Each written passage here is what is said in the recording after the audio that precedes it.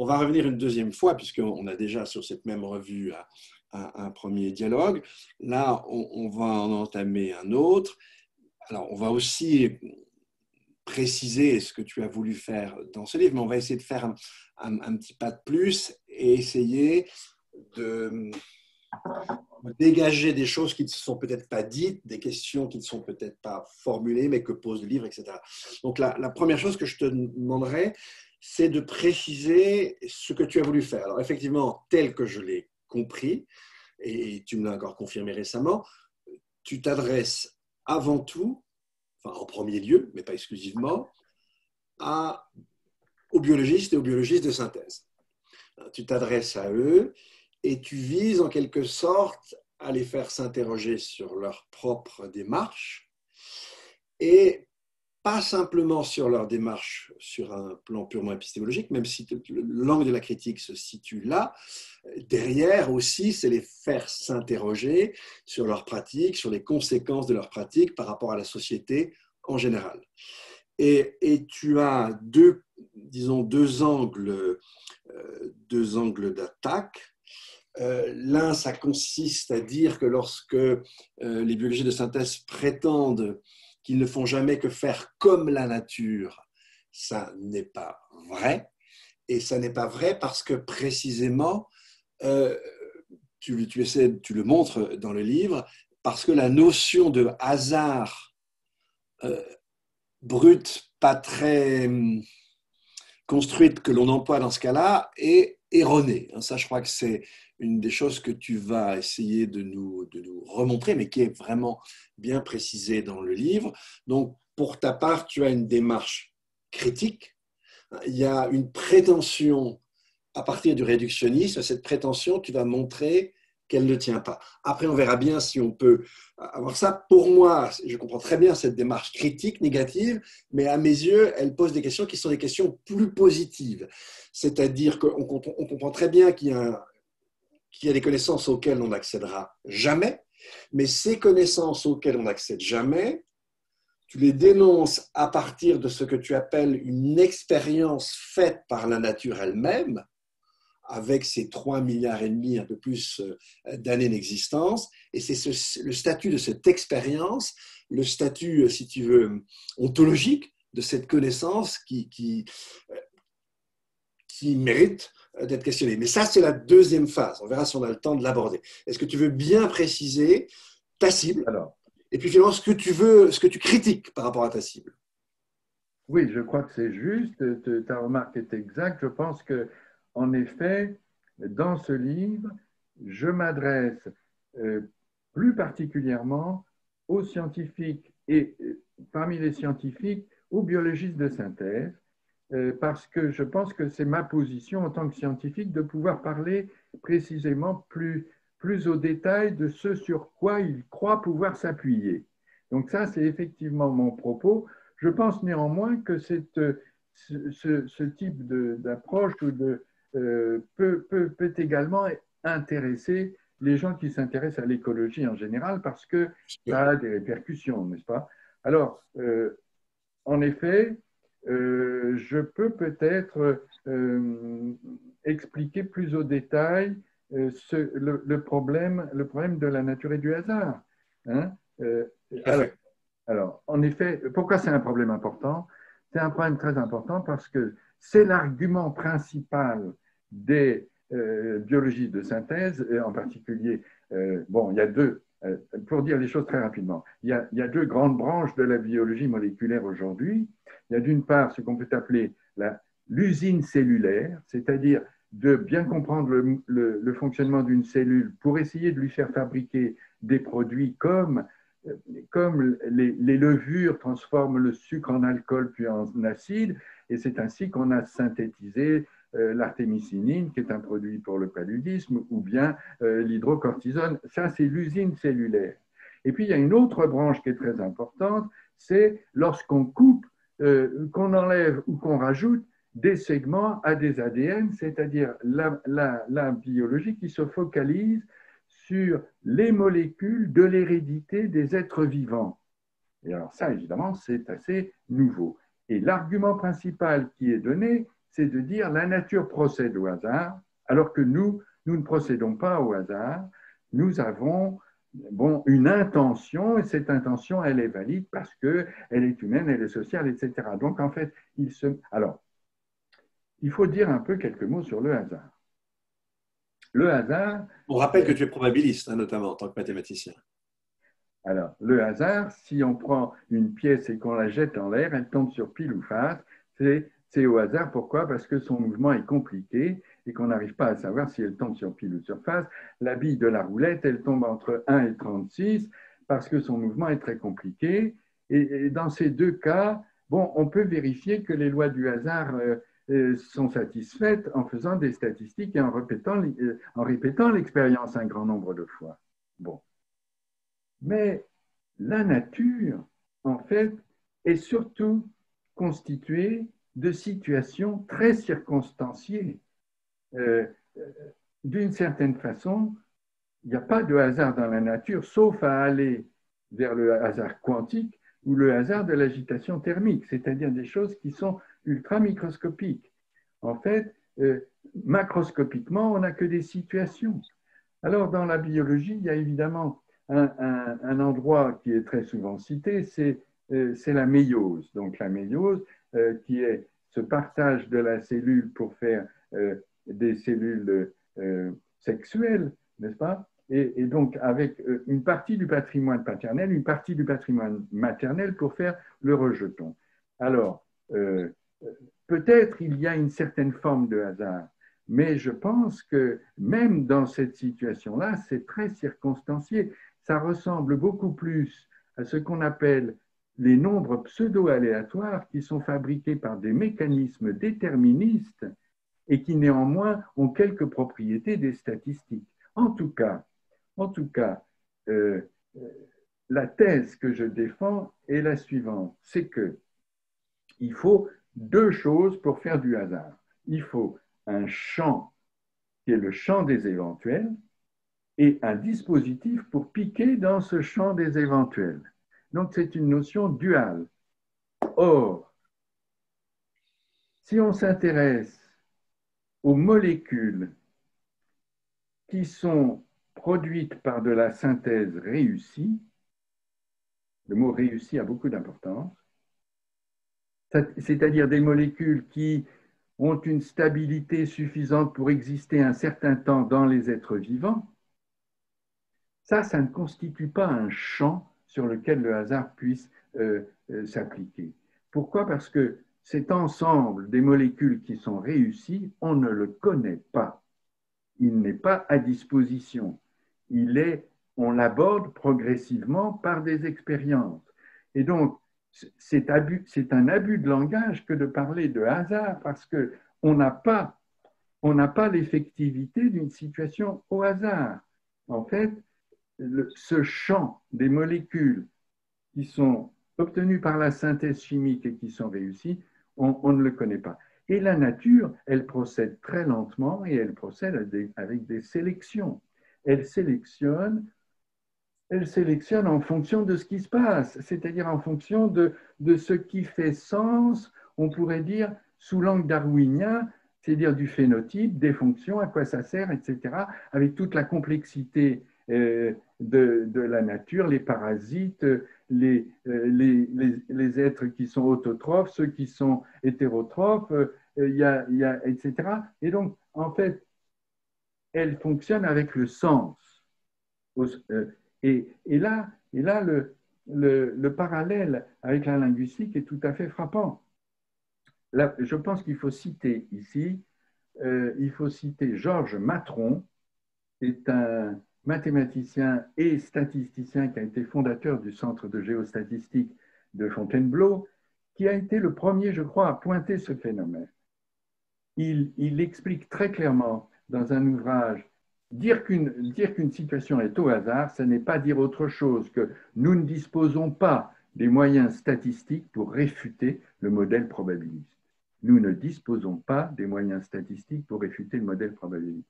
Donc, en fait, dire que la nature est au hasard, c'est d'une abstraction formidable. C'est-à-dire que c'est tout à fait comparable, c'est tout à fait comparable à l'idée d'arbitraire du signe de Saussure. Lorsque le signe pour Saussure, c'est la correspondance entre le signifiant et le signifié. Correspondance très complexe dans le cas de la nature entre les gènes et le phénotype. Donc c'est tout à fait entre une inscription littérale et puis du sens, évidemment. Il y a des fameux phénomènes d'épistasie et de pléiotropie qui font que cette correspondance ne peut pas être bionivoque, évidemment. De toute façon, elle ne peut pas, ce n'est pas vraiment une correspondance, puisque du côté du sens, on ne sait pas très bien ce qu'il y a. Le fait est que la nature procède par le sens, et si on fait comme Saussure, qui consiste à dire le signe est arbitraire, ça revient à dire évidemment que la nature est arbitraire, mais c'est tout à fait, si on, dans le domaine des langages, n'est-ce pas, le signe n'est pas arbitraire. Le signe n'est pas arbitraire. C'est une vision structuraliste du langage qui est tout à fait similaire à la vision un peu axiomatique de la nature qu'on a dans le courant réductionniste. Si on prend le mot chêne, qui désigne cet arbre qui a des glands, chêne, ça vient de quercus latin, et ça vient d'une racine indo-européenne qui voulait dire solide, dur, avant que ça porte sur un arbre. Donc en fait, les mots, ils ont une histoire. Et d'une certaine façon, dire que la nature est au hasard, c'est un peu comme si on disait que l'histoire est au hasard. Ça revient à se positionner comme si nous-mêmes, nous étions en dehors de la nature et que nous la regardions comme quelque chose qui n'a aucun sens. C'est une vision axiomatique de la nature. Je crois qu'il faut absolument en avoir conscience et la dépasser. Alors, et juste simplement pour préciser, puis pour permettre à un lecteur qui n'a pas tes connaissances de bien comprendre.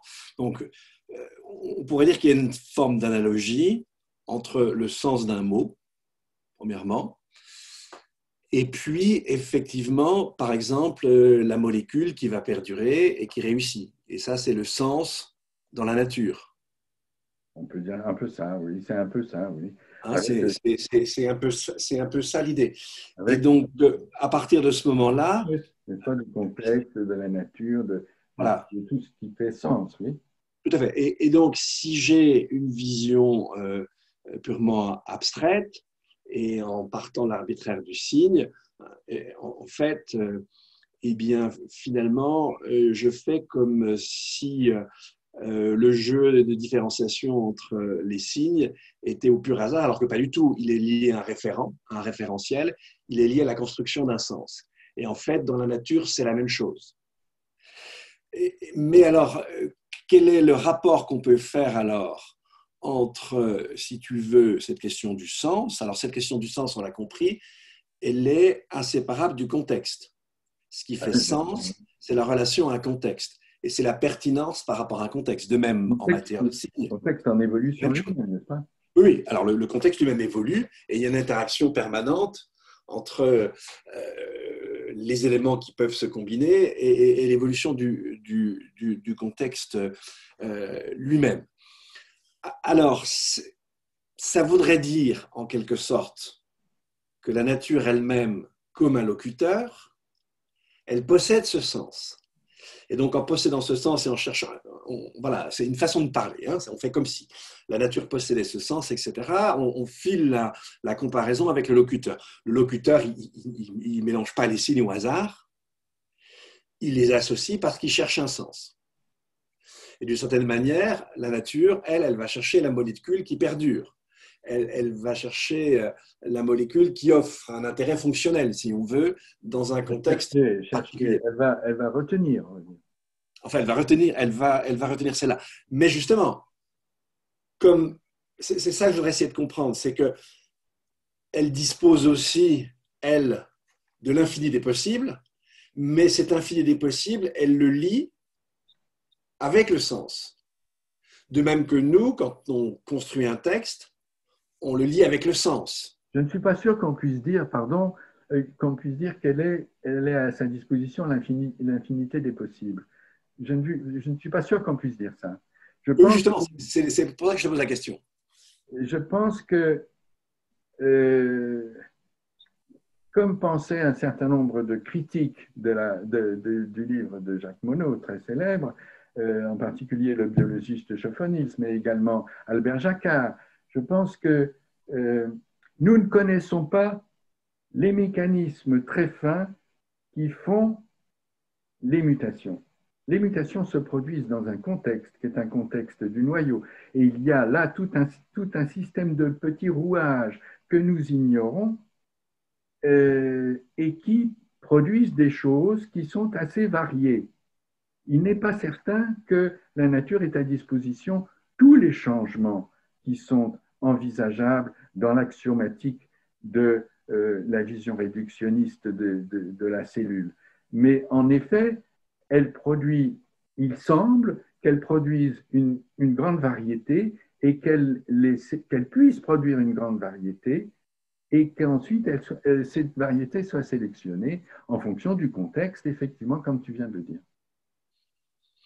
Et donc, quand nous, on parle de hasard, c'est parce qu'on se situe à un niveau d'abstraction énorme et précisément parce qu'on méconnaît ces mécanismes plus fins. Oui. Oui. Et donc, si prenons par exemple la critique d'Alain Bergson dans l'évolution créatrice, quand il va parler de la larve de l'œstrade de cheval ou du Citaris, l'idée est la même. C'est-à-dire qu'en fait, le système présuppose une connaissance qui va largement au-delà, effectivement, de la larve elle-même, puisque pour que ça fonctionne, tout se passe comme si entre la nature avait connu et prévu par avance tout le parcours que la larve va faire. Et donc, en disant simplement ça, on met simplement en défaut, si tu veux, par rapport effectivement à la possibilité de comprendre un mécanisme très simple, macro, qu'on appelle le hasard. Et là, dans un cas comme ça, on met en défaut ce mécanisme. Alors après, Bergson va parler d'évolution créatrice, ok, mais ce qui est intéressant, c'est que, et tu vas trouver plein d'autres exemples comme ça, où effectivement, on est confronté à des phénomènes complexes et on met simplement en évidence le fait que l'espèce de niveau d'abstraction dont on prétend qu'il est en lui-même explicatif, on montre qu'il ne l'est pas. Oui, oui, je suis pas sûr qu'on puisse facilement, enfin bon, je ne suis pas sûr qu'on puisse facilement transposer la pensée de Bergson dans la situation dans laquelle nous sommes après la Seconde Guerre mondiale, où on a effectivement la combinatoire qui vient modifier la plupart des repères épistémologiques. Mais bon, en particulier, toute cette façon de s'exprimer, la nature sait, la nature ne sait pas, etc. Bon, attention, c'est des choses. Mais c'est ce que tu dis, toi, ce que tu fais. Ce sont des façons de parler. Moi, ce que j'explique, c'est qu'il y a de l'ignorance, et de l'ignorance fondamentale. Et ça, je l'explique d'une façon très concrète, n'est-ce pas? C'est en prenant l'exemple des algorithmes d'apprentissage. D'une certaine façon, avec tout le vivant, la nature fait une sorte d'algorithme d'apprentissage et évolue en tenant compte de ce qui se passe pour chaque vivant dans son contexte et dans cette évolution. Et évidemment, il s'est produit des drames, il s'est produit des catastrophes, il s'est produit des chutes vers le bas, c'est-à-dire des périodes où les êtres vivants évolués ont été détruits, où beaucoup d'entre eux ont été détruits. Et donc, l'idée qui me paraît vraiment forte, c'est que le bilan de toute cette évolution, catastrophe, évolution, catastrophe, évolution, catastrophe, n'est pas sans intérêt, n'est pas neutre. Il y a là une sorte de capital de savoir parmi les êtres vivants qui sont les héritiers de ceux qui ont résisté à toutes ces catastrophes, il y a là une certaine forme de savoir, entre guillemets, ça n'est pas Ça n'est pas un savoir avec une pensée, Non, c'est un savoir sans sujet, on est bien etc. d'accord. Hein. On est bien d'accord. Mais si tu veux, quand tu parles d'algorithmes d'apprentissage pour affiner les choses par rapport à la pure expression, la nature sait, en fait, par rapport au problème de fond, on n'a pas progressé d'un iota. Ce que je veux dire par là, c'est qu'un algorithme d'apprentissage, c'est un sujet conscient, pour le coup, qui le construit. Et puis, effectivement, il construit un mécanisme qui, lui, peut engranger une expérience et s'affiner. Mais l'idée, si tu veux, du sujet connaissant, l'algorithme, il ne fonctionne pas tout seul, il a été conçu. Bon. Et donc, on recule d'un cran, mais par rapport au problème que pose l'expression la nature sait, ça ne change rien. Simplement, on a affiné en termes de présupposition. On est parti de la présupposition très générale, la nature sait, et là, on a trouvé une image un peu plus fine, qui est celle de l'algorithme auto-apprenant. Mais la question ontologique est la même. C'est-à-dire que quand on dit qu'on a un savoir sans sujet, ton algorithme, il est situé. Alors, avec une nuance, c'est que l'algorithme d'apprentissage, il n'y a pas de catastrophe. L'algorithme d'apprentissage, c'est l'algorithme qui fait la reconnaissance de la parole. Plus on lui donne des choses, plus il apprend. Il apprend, oui. Donc là, c'est une espèce de croissance. Continue. Et nous connaissons bien, d'ailleurs, c'est tout à fait dans la ligne de ce que disaient Fischer, Hamilton et Dawkins, hein, c'est-à-dire que on appelle ça, bon, l'algorithme, peu importe le nom, l'algorithme du recul simulé. Donc, c'est comme si c'était croissant, et ça, c'est lié effectivement à une certaine philosophie de la science, que tout ça progresse, et que le réel est même fabriqué par ce que nous connaissons, etc., etc.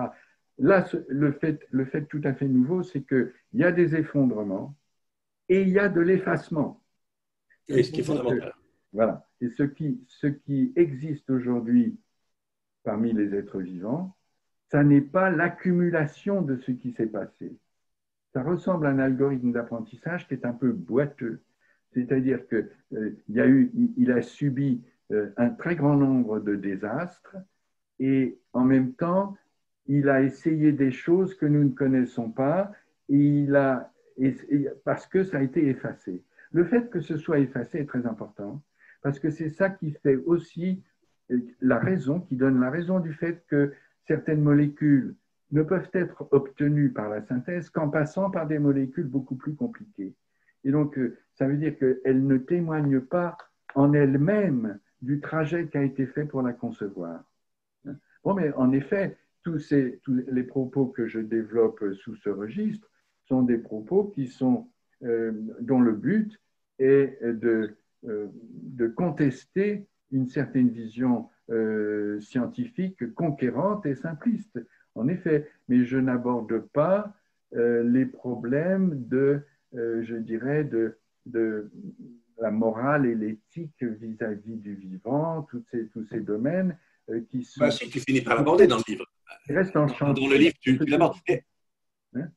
Dans le livre, tu l'abordes. Mais attends, revenons, ça c'est très, très important. Du coup, on affine les choses. La différence énorme avec un algorithme apprenant, un algorithme d'apprentissage, tu viens de le dire, c'est que là, on a une continuité, une simple accumulation, on ne l'a plus. C'est-à-dire qu'effectivement, il y a des catastrophes, il y a des ruptures. Mais cette nature apprenante, elle, même la rupture, c'est le fait que nous, on ne puisse pas remonter la chaîne. C'est-à-dire qu'il y a des éléments qui nous manquent à jamais. Mais en même temps, la nature elle-même, entre guillemets, dans ce qu'elle permet aujourd'hui, elle a en quelque sorte enregistré certains acquis de ces catastrophes ou pas. Qu'est-ce que tu dirais? Le mot est trop fort, enregistré. Moi, je dis des choses très, très simples. C'est que les catastrophes, c'est toujours vers le bas. C'est-à-dire que ce sont des catastrophes qui diminuent ce que j'appelle la diversité, c'est la diversité-complexité de la nature, et ça retombe vers des êtres qui sont plus proches des bactéries, des archées, des êtres monocellulaires ou ou des métazoaires, mais qui sont de plus simples. Donc, c'est un système dans lequel donc, quand tu dis enregistrer, on a l'impression que ça va recommencer. Après une catastrophe, ça recommence.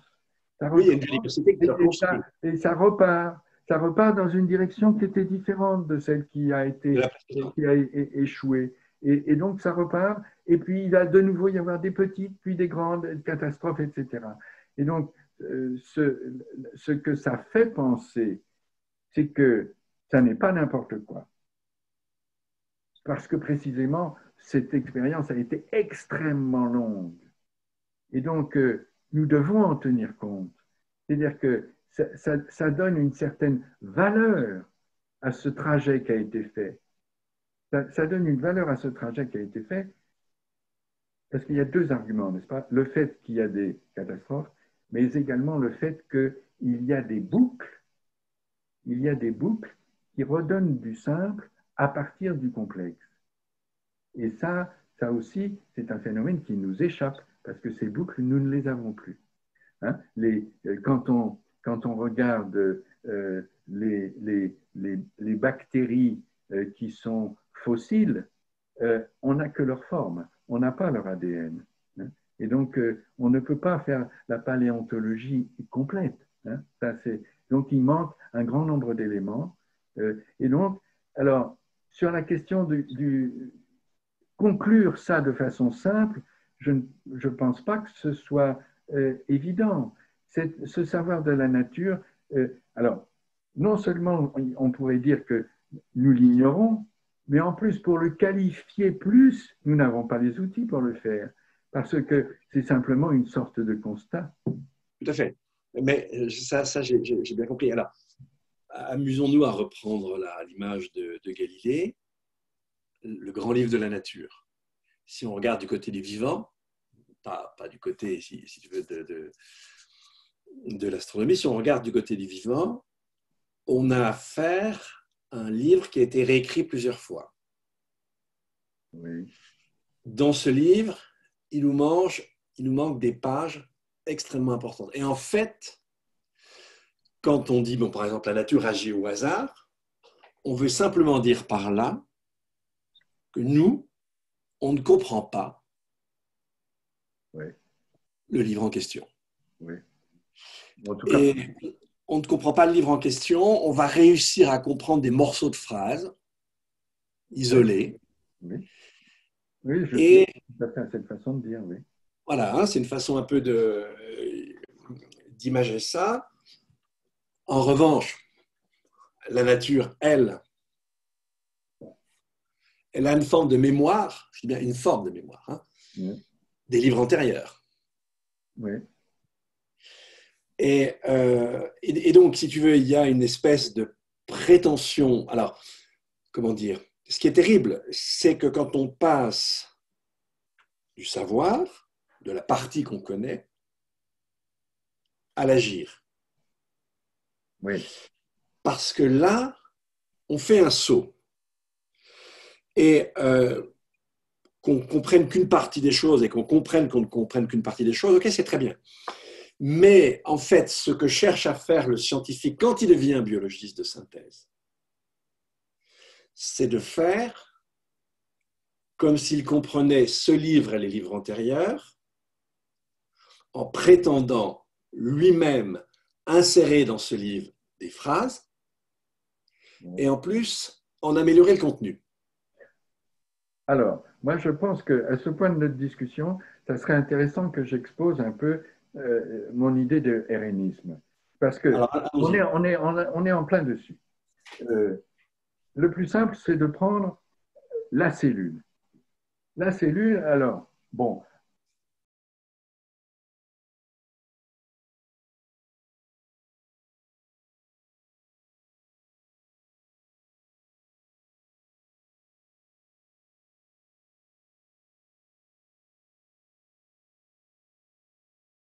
voilà. Bon. Alors, on en était tu voulais redévelopper sur la question du RNisme. Je pense qu'il faut prendre les choses un peu au détail. Alors, Les microscopes optiques, ça a un pouvoir séparateur de l'ordre de la dizaine de microns. Or, c'est à peu près la taille des plus petites cellules vivantes. Et donc, on a commencé l'étude des cellules, et puis, après la guerre, les microscopes électroniques sont allés jusqu'à un pouvoir séparateur d'une dizaine d'angstroms. Et là, on a commencé à voir la silhouette des grosses molécules. Alors, quand on étudie la cellule, ça s'appelle la cytologie générale, qu'est-ce qu'on fait? Eh bien, on regarde ce qu'il y a dans le protoplasme. Alors là, il y a toutes sortes de produits, il y a des glucides, des lipides, des protéines, il y a des acides aminés, l'alanine, l'acide glutamique, etc., une vingtaine. Bon, et puis alors, il y a les ribosomes, les mitochondries, et puis il y a des membranes autour du noyau pour les eucaryotes, membranes extérieures toujours, et puis il y a un certain nombre de dynamiques. Il y a le système de Golgi, il y a le cycle de Lippmann, etc. Et on étudie tous ces phénomènes. Alors, qu'est-ce que ça veut dire comprendre la cellule? Comprendre la cellule, ça veut dire quoi? Ça veut dire trouver le rôle de chacun de ces produits, de chacun de ces systèmes, dans l'ensemble du métabolisme de la cellule, en fonction de l'énergie qu'elle reçoit, les produits qu'elle reçoit et ce qu'elle rejette pour comprendre le métabolisme général, avec des rôles qui sont conformes à ce que disent les lois de la physique et les lois de la chimie. N'est-ce pas? C'est ça comprendre la cellule.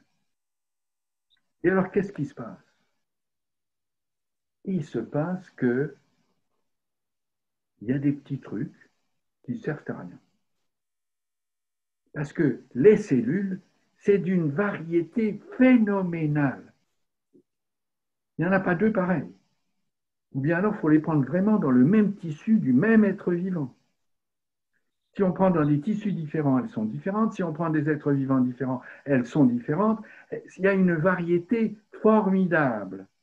Et donc, quand on dit comprendre la cellule, en fait, c'est faire fonctionner une certaine rationalité avec ce que nous avons observé. Et il y a toujours des formes, des dispositifs, des choses qui ne servent à rien. Ça veut dire quoi ne servent à rien? Ça veut dire que la rationalité du modèle n'est pas affectée si on les enlève. Ça fait beaucoup penser à la philosophie de Malthus, avec des gens qui sont inutiles, des gens qui n'ont pas la place autour de la table, autour du banquet de la nature. Malthus, il parle de la nature. Oui, il manquait la nature. Oui. Ça fait aussi penser, il faut le dire, ça fait aussi penser aux gens qui ne sont rien d'Emmanuel Macron. Mais en fait, tout ce que je raconte là, ça vaut pour la cellule, mais ça vaut aussi pour un écosystème.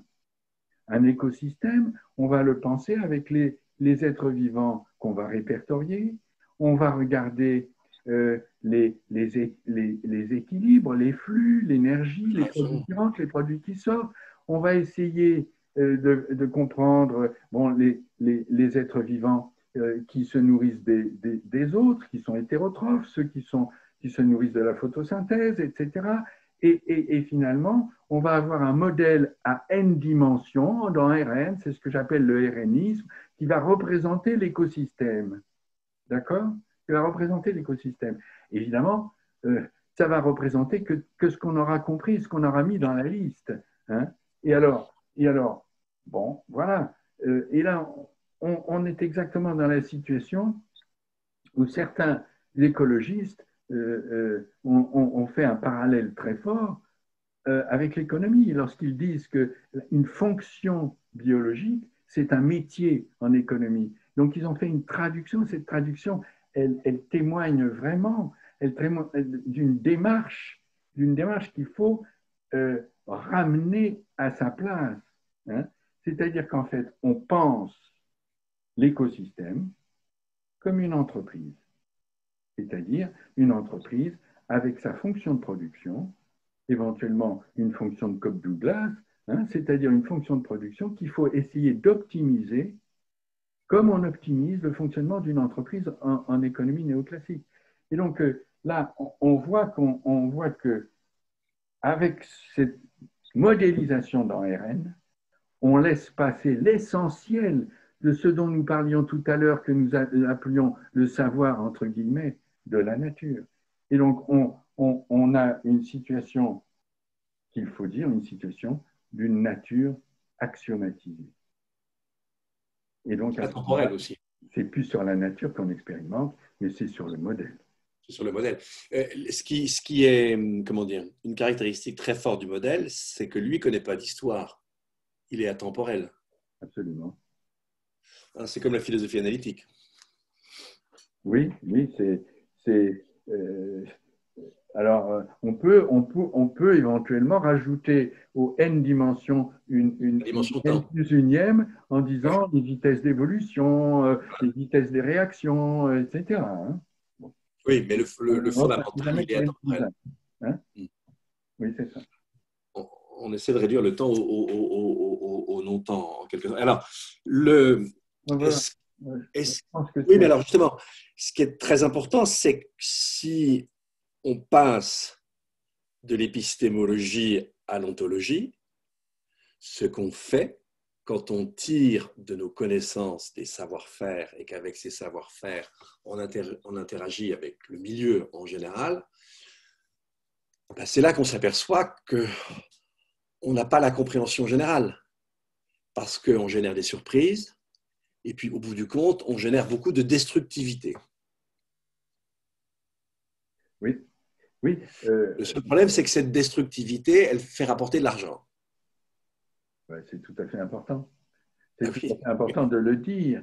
Et, Ah oui. et le fait qu'il y a tout ce courant de l'écologie odumienne qui finalement prend similitude avec l'économie, il faut en prendre conscience pour comprendre les limites de cette approche. C'est très important, en effet. C'est très important, en effet. Et je pense qu'il faut, au contraire, plutôt que de dire le modèle, c'est ce que nous comprenons, donc c'est ce qui est important parce que c'est ce qui concerne l'homme. Non, il faut au contraire adopter une attitude d'écoute beaucoup plus ouverte aux choses qui sont révélées par la vie elle-même, tout en étant vigilant éventuellement sur certains déséquilibres qui peuvent être dus d'ailleurs à ce que fait l'homme. Parce que dans notre conversation, on n'a pas insisté là-dessus, mais il est évident que la nature, avec ce savoir délicat à définir, en tout cas, elle ne sait pas. Il y a des choses qu'elle ne sait pas du tout, c'est réagir aux artefacts. Parce que ça, sur ce point-là, elle est complètement démunie. Ben là, on est au cœur du sujet. Est-ce que tu peux un peu expliciter? Parce que c'est précisément la pointe de ta critique. Hein. Le biologiste de synthèse, lui, il prétend, je vais faire ce que fait la nature, mais je le ferai mieux parce qu'elle procède au hasard et moi, j'ai un savoir d'une certaine manière. Oui, c'est ça, c'est le discours qui est tenu.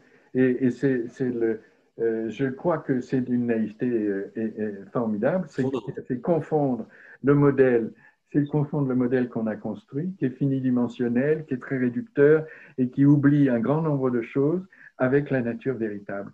Et en particulier, c'est gommer complètement eh bien, ce qui s'est passé précisément. C'est qu'on n'est pas dans une salle blanche à essayer de refaire la nature. Non, ça, ce n'est pas le problème. On n'est pas du tout dans cette situation-là. On est dans une situation où il y a beaucoup de bactéries, beaucoup de microbes, des virus, des molécules, et il y a une histoire qui s'est déroulée, n'est-ce pas? Donc, ta synthèse très résumée, elle est tout à fait typique, en effet, de ce qui est dit, et même écrit, et même par des grands scientifiques.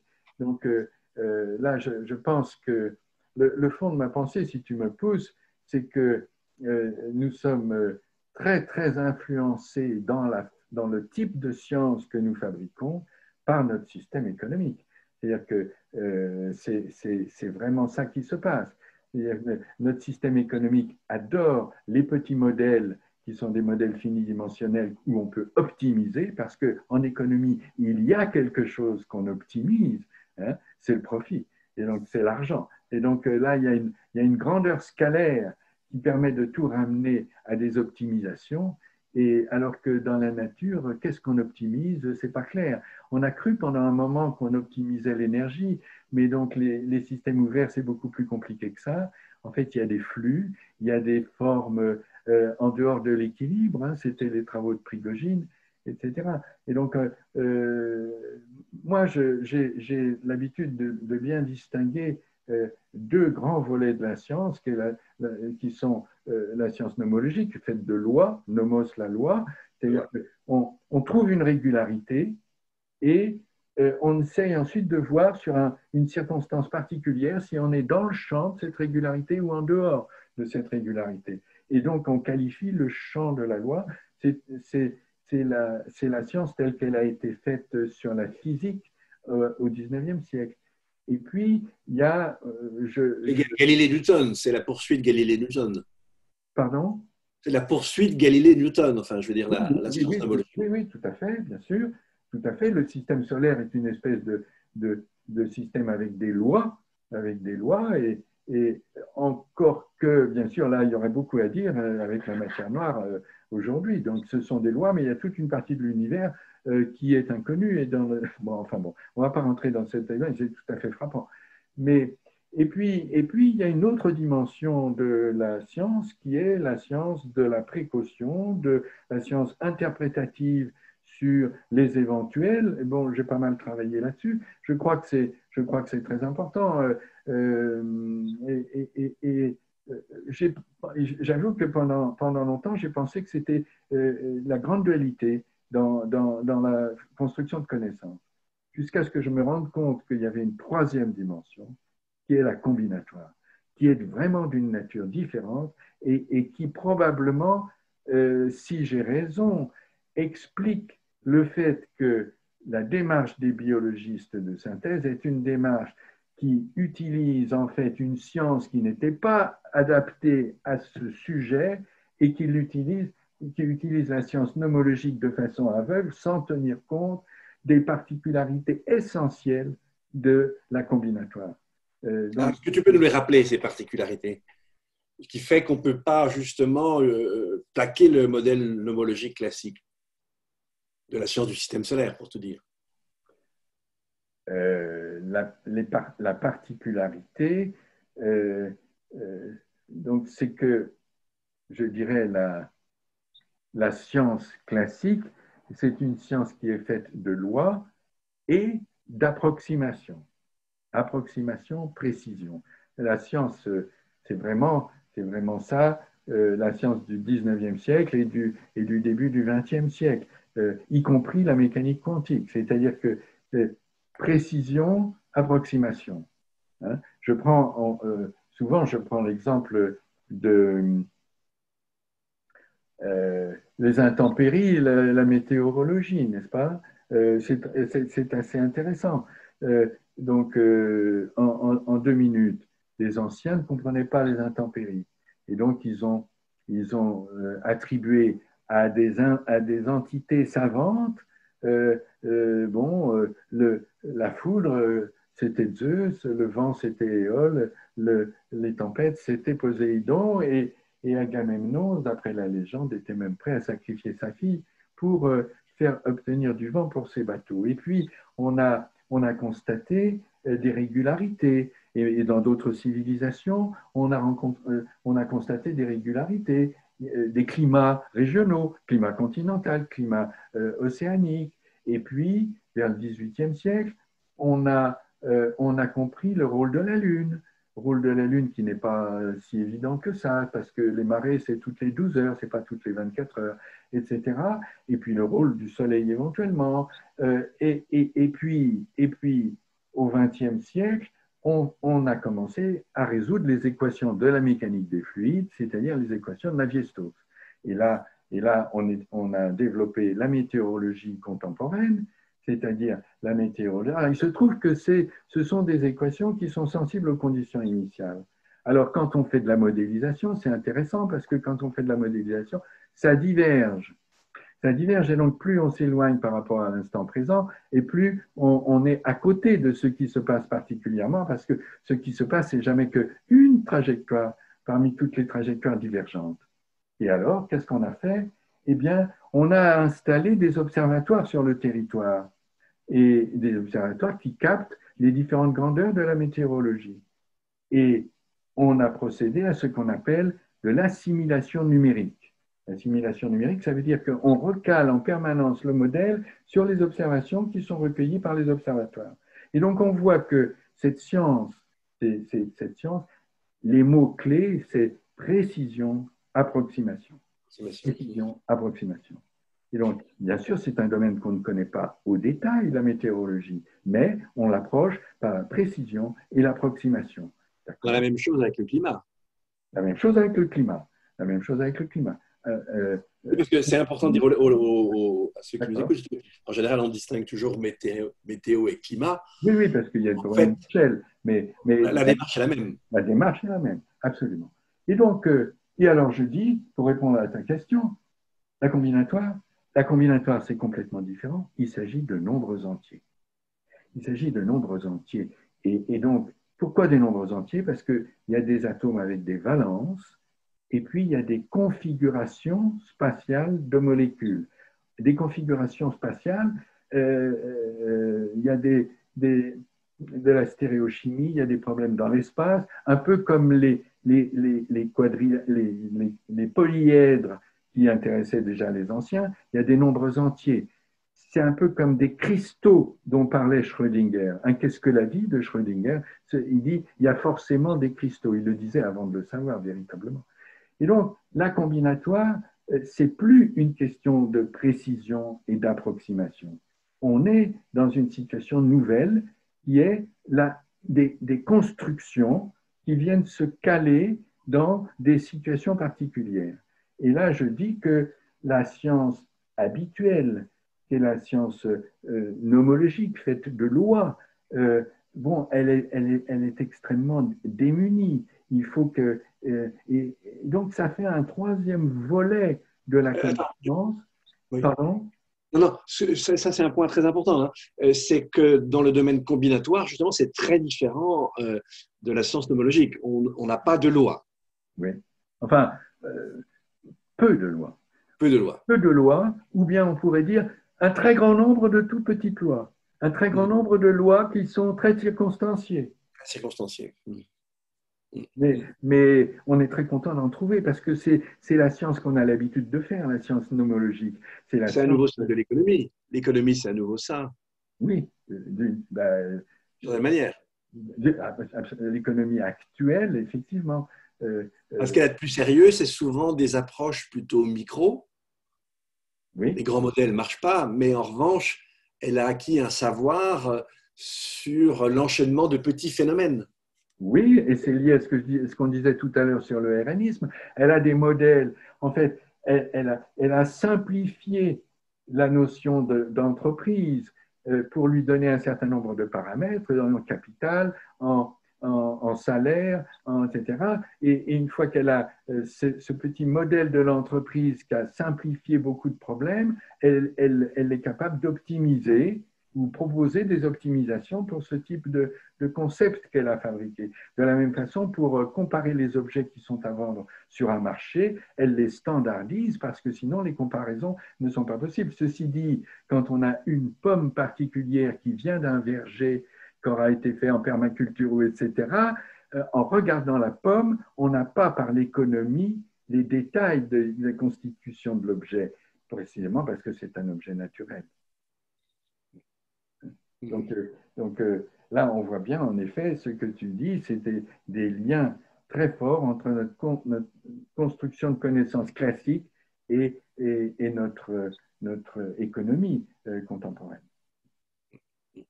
C'est-à-dire qu'il s'est conçu enfin, le grand rêve de Walras, c'est d'être le Newton des sciences sociales. Oui. Léon Walras, le fils... Parce que Auguste Walras, son père, était c'est le fils. déjà un grand économiste mais beaucoup moins formaliste que son fils. Le fils, oui. Mais malheureusement, c'est plutôt le fils qu'on a suivi. Oui, oui. Alors bon, tu voulais parler aussi de... Là, je crois qu'on a une bonne unité, si tu veux, parce qu'on est du début à la fin, on est bien resté sur l'axe épistémologique.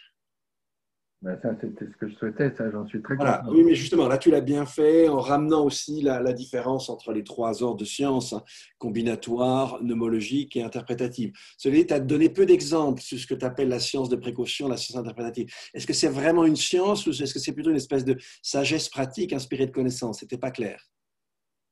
Ça, je peux en dire Peux-tu juste un préciser ce mot. point-là? Oui, je peux en dire juste un mot. Dans un précédent livre, je parle du permafrost. Et d'ailleurs, dans le dernier livre dont nous parlons aussi, j'en parle. C'est-à-dire que je crois que l'approche de Hans Jonas est très métaphysique, mais on peut lui donner un contenu concret très intéressant. C'est-à-dire qu'il me semble que très fréquemment, il y a un germe de connaissance qui naît quelque part d'une crainte. C'est-à-dire que nous sommes ainsi constitués que la crainte nous fait réfléchir, nous fait penser. Et d'ailleurs, ça, moi, je l'ai expérimenté moi-même pour ma recherche en mathématiques. C'est-à-dire qu'il y a une certaine anxiété de savoir si telle chose est vraie ou n'est pas vraie, qui est une véritable motivation pour le travail intellectuel. Et donc, les craintes ne sont pas des choses qu'il faut balayer. Elles ont une certaine valeur. Elles ont une certaine valeur, mais seulement elles sont subjectives, elles sont locales, elles utilisent, surtout à notre époque où il y a plein de baratins et de fausses nouvelles sur Internet, il faut faire très attention, elles naissent parfois dans des situations qui sont très locales, mais qui peuvent avoir une certaine valeur. Et alors, là, il y a un vrai travail scientifique qui consiste à les rendre, voir si elles peuvent déboucher sur un contenu désintéressé, c'est-à-dire sur un contenu qui concerne la collectivité dans son ensemble. Et ça, je pense qu'il y a pas mal d'exemples. D'une certaine façon, la naissance du prion, lorsqu'on discutait de la vache folle et qu'on regarde toute cette affaire, on s'aperçoit qu'effectivement, il y a la naissance de préoccupations qui ensuite prennent une tournure plus collective. Donc, ça ressemble un peu à ce que Michel Callon appelait les groupes concernés et l'accompagnement des scientifiques sur une préoccupation. Mais il se plaçait sous un angle plus sociologique. Moi, je pense que d'un point de vue de la connaissance épistémologique, il y a là le germe d'une procédure, d'une tentative pour essayer, qui donne de la valeur à la connaissance d'éventuels, des éventuels construits qui ont une sorte de solidité. Hein. C'est ce que font, alors le meilleur exemple, j'aurais dû y penser dès le début, c'est ce que font les climatologues. Les climatologues, lorsqu'ils font des anticipations sur ce qui va se passer à 2 degrés ou à 1,5 degré, c'est de l'éventuel dont ils parlent, mais c'est un éventuel qui est travaillé, qui est construit, auquel on a donné toute la force de son propos. Or là, il ne s'agit pas de science nomologique, il s'agit effectivement de construction d'une science qui reste interprétative, mais avec une valeur de la construction interprétative. Alors, arrêtons-nous là parce que ça, c'est très intéressant. Si tu veux, faire un complément, on va pas compléter trop parce que là, on a déjà une unité. Hein. Et c'est très important parce que justement, si tu regardes la réaction en fait du cœur hiérarchique et du moteur économique de la société, s'il y a une science qu'il n'entend pas, c'est celle-là. La seule science qui l'intéresse, c'est la science réductionniste, en harmonie avec les petites optimisations économiques. Alors que précisément, on s'aperçoit que la somme des petites optimisations économiques, ça donne le désoptimal absolu sur le plan de l'insertion des sociétés humaines dans leur milieu naturel. Et c'est là où j'ai un peu des doutes, si tu veux, non pas sur le fond, mais sur la pertinence non épistémologique, mais effective de ta démarche, parce que toi-même, tu montres que les conditions fondamentales d'acceptation de la visée très réductionniste, ce sont des conditions économiques. Et c'est l'appât du gain. Et donc, comment tu veux, avec un raisonnement, fragiliser l'appât du gain? Pour moi, si tu veux, ça relève de ce que j'appelle un paradigme. C'est-à-dire que, et on voit bien dans la manière dont s'est imposée l'approche mécaniste du monde, elle est paradigmatique. C'est-à-dire que c'est une façon de voir qu'à un moment donné, au même moment, sur le continent européen, va s'imposer de la même manière à tout un tas de figures fondamentales qui vont créer la science moderne, dont aucune n'a décidé, et aucune n'a décidé, évidemment encore plus, de le remettre en question. Et c'est un bouleversement de ce type-là qui nous permettrait de changer. Alors, peut-être que c'est la hauteur des dégâts qu'on va finir par engendrer qui va finir par faire bouger ça. Tu mets le doigt sur... en effet, il y a je le reconnais, il y a une certaine faiblesse de ma démarche. Ce n'est pas une faiblesse, hein, Nicolas, ce n'est pas du tout une question de faiblesse. C'est un truc énorme. Mais alors, à contrario, je dirais que le discours qui consiste à s'émerveiller de la nature, avoir de l'empathie avec les êtres vivants, les animaux, les plantes, un peu comme ça se passe actuellement, c'est aussi un discours d'une très très grande faiblesse, parce que, parce que ça conduit plus ou moins à privilégier dans les parcs zoologiques les animaux qui ont un public. Ça consiste à dire les chats, c'est très gentil, ça caresse les jambes pour demander à manger, mais en fait, il y a plein de chats dans les périphéries des villes et qui n'arrêtent pas de manger les oiseaux. Et donc, en fait, c'est très faible aussi. C'est très faible aussi parce que ça rend les faux dévots de l'écologie efficaces. Oui, alors c'est intéressant que tu développes. Alors, c'est pour défendre mon point de vue. Qu'est-ce que tu appelles les faux dévots? Non, mais c'est très important, ça. Des faux dévots. Oui, mais attends, simplement, juste petite nuance, bien sûr, cette sensibilité livrée à elle-même, elle peut faire des bêtises catastrophiques, on est bien d'accord. Maintenant, elle est aussi l'expression d'autre chose. Et lié à ce que tu dis, ça commence à prendre une figure nouvelle. Mais peu importe. Laissons ça pour le moment. Qu'est-ce que sont ces faux dévots de l'écologie? C'est intéressant comme idée. Est-ce que tu peux préciser ça? Puis peut-être qu'on va clore cette séquence là-dessus. C'est la raison pour laquelle ma démarche a été d'essayer d'employer des matériaux qui sont proches de ceux qu'utilisent les scientifiques et les biologistes de synthèse. C'est pour ça que j'ai fait cette démarche. Parce que j'ai pensé que lorsqu'il s'agit d'un discours sur la science qui est un peu dans le registre des émotions, ce discours-là, c'est un discours qui existe depuis longtemps. Hein, en fait, depuis l'Antiquité déjà, et c'est vrai que nous avons de l'émotion avec la nature. Ceci dit, eh bien, les tartuffes de l'écologie, ce sont ceux qui ont compris que ça, c'était plaisant et qu'en effet, on pouvait avoir un public avec ça et qu'en fait, c'était tout à fait compatible avec ce qui se passe et avec la bienveillance du capitalisme.